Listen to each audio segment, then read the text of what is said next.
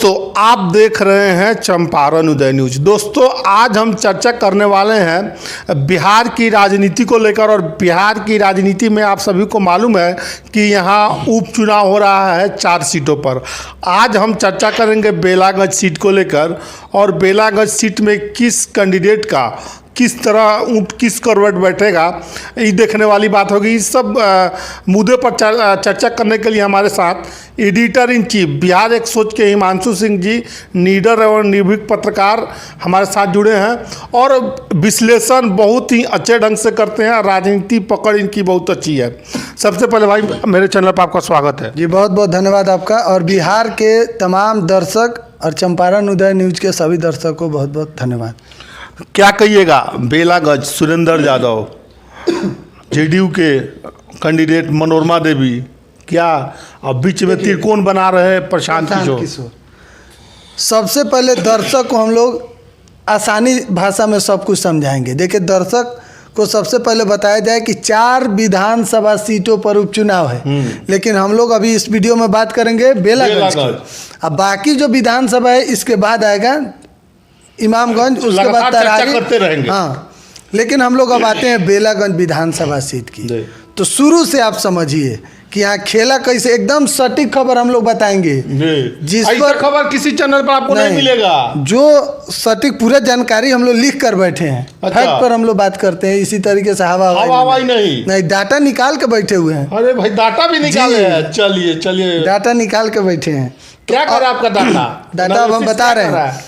अब देखिए सबसे पहले समझिए आरजेडी ने वहाँ से बड़ी मशक्कत करने के बाद जो टिकट है विश्वनाथ यादव को दिया। आएंगे विश्वनाथ यादव का कुंडली हम आपको बताएंगे। उससे पहले बता दें कि जेडीयू जो टिकट है मनोरमा देवी को, प्रशांत किशोर अपना उनके भाषा में नमूना कहते हैं ना कि नमूना को हम पेश मेरा नमूना उम्मीदवार होगा। और सबसे बढ़िया उम्मीदवार होगा। तो उनके भाषा में उनका जो उम्मीदवार है, जो नमूना है, वह मोहम्मद अहमद उनका नाम है। चलिए तो मुकाबला यही 3 लोगों के बीच में है। अच्छा, चौथा मुकाबला। हाँ, बाकी चौथा जो 5वां हो खड़ा तो 15 आदमी होता है। अच्छा, लेकिन मुकाबला जो है ये 3 आदमी के बीच में है, बाकी कोई में नहीं है। तो अब देखिए यानी कि 3 को मेन शेर है। ठीक, अब इसमें भी छटनी होगा कौन जगह पर जाएगा। अच्छा, तब अब समझिए। देखिए मनोरमा देवी के बेटा रॉकी यादव का चर्चा हो रहा था। खूब शुरू में हवा उठा रॉकी यादव को टिकट मिलेगा, लेकिन जेडीयू ने मनोरमा देवी को टिकट दे दिया। आरजेडी जो है वह बड़ी दिमाग, देखिए तेजस्वी यादव इस बात को समझ रहे हैं कि भाई 2025 का जो चुनाव है उसका झलक ये है। 2024 में ही जो 4 सीट पर हो रहा है, 3 सीट पर आरजेडी, हाँ 3 सीट पर आरजेडी चुनाव लड़ रही है। तो सेमीफाइनल मैच है, इसमें जो जीतेगा इस साफ मतलब आप समझ लिए आईना है 2025 का। अच्छा। इनमें जिनकर लोटिया डूबा उनका समझिए कि 2025 में बोरिया बिस्तर बांध के भागना होगा। अच्छा, एकदम।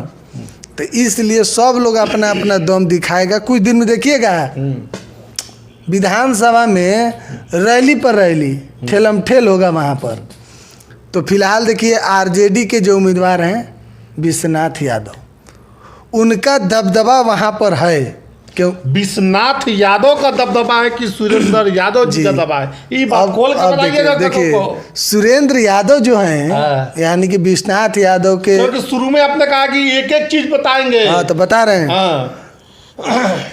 सुरेंद्र यादव जो हैं इस बार सांसद बने हैं, लेकिन पिछले 34 साल से, अच्छा 34 साल से 34 ईयर्स जी, अच्छा 34 ईयर्स हम लोग का जन्म भी नहीं हुआ था। उस समय से वहाँ से वो जीत रहे हैं लगातार। तो यानी कि पिछले 34 साल से जितना पहलवान लोग आया सबको पटकनी दिए सुरेंद्र यादव। अच्छा, मतलब अकेले 34 साल से लगातार जीत रहे हैं। तो में कितना लोग आया, कितना लोग चल गया। सुरेंद्र यादव जहाँ का है वहीं तो उसके मौसम बल्कि प्रमोशन हुआ, विधायक से बन गए, अब सांसद बन गए इस बार। तो विश्वनाथ यादव को वहाँ से टिकट दिया गया है। तो जो समीकरण देखा जा रहा है वह यह कह रहा है कि वहाँ पर कहीं ना कहीं आरजेडी जो है वो मजबूत स्थिति में है। अच्छा, जेडीयू के मुकाबले में आरजेडी जो मजबूत स्थिति में है।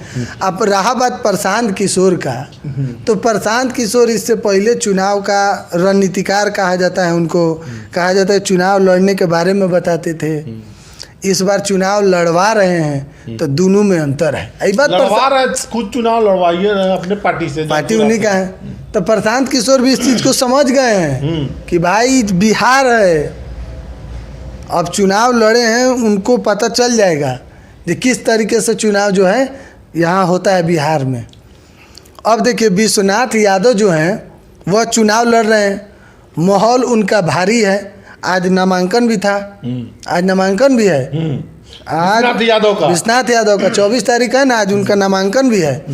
तो आज से देखिएगा ओरिजिनल जो माहौल कहा जाता है वो बनने वाला है बेलागंज में। अच्छा, आज झलक दिखेगा जब रैली का, आप देख लीजिएगा कुछ देर में नॉमिनेशन होगा तो रैली का देखिएगा, काफिला का लाइन लग गया। तो सुन रहे हैं कि जेडीयू मनोरमा देवी का आज ही है वहाँ नॉमिनेशन। हाँ, तो दोनों आदमी का नॉमिनेशन है। विश्वनाथ यादव का वहाँ पर माहौल अभी फिलहाल देखा जाए तो ठीक है।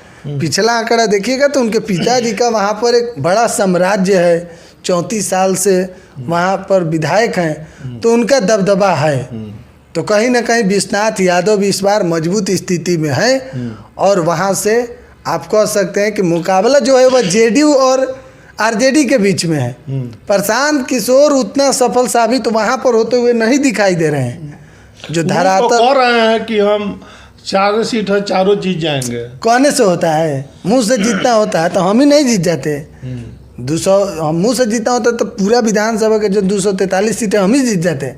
अच्छा हैं, तो मुंह से कहना जाकर वहाँ पर चुनाव लड़ रहे हैं ना 4 सीट पर, तो देखिए ना कई गो सीट जीतते हैं। 2020 विधानसभा के आंकड़े हैं कुछ आपके पास, वो आंकड़े पर थोड़ा चर्चा देखिए 2020 का अगर देखा जाए तो देखिए बेलागंज से सुरेंद्र यादव जो 2020 में भी चुनाव जीते, उनको वोट था 79,708 को वोट। अच्छा, लगभग 80 सुरेंद्र यादव को। जेडीयू से थे अभय कुशवाहा 55,000। औरंगाबाद से हम एमपी बने हैं क्या? अभय कुशवाहा की दूसरे 55,745 वोट उनको आया है। तो अब जरा आप आंकड़ा देखिएगा तो भाई बहुत ज़्यादा अंतर से जीते थे सुरेंद्र यादव, बहुत ज़्यादा अंतर से जीते हैं। 25-30 हज़ार वोट मायने रखता है विधानसभा में। और आपको पता होगा कि चिराग पासवान 2020 में निकले थे, जहाँ जहाँ नीतीश कुमार के पार्टी वहाँ चिराग उम्मीदवार लगा के उनको 3 नंबर पर ला दिए नीतीश कुमार को। 12,000 जो वोटवा काटे थे, एलजेपीआर को जो वोट मिला था भाई 12,000 वोट, जेडीयू का वोट था। विधानसभा में 12,000 वोट का महत्व होता है। वही 12,000 वोट के कारण ही जेडीयू वहाँ से चुनाव हार गए। तो कहीं ना कहीं देखिए वो विधानसभा का चुनाव है, इस बार भी चुनाव हो रहा है, उपचुनाव।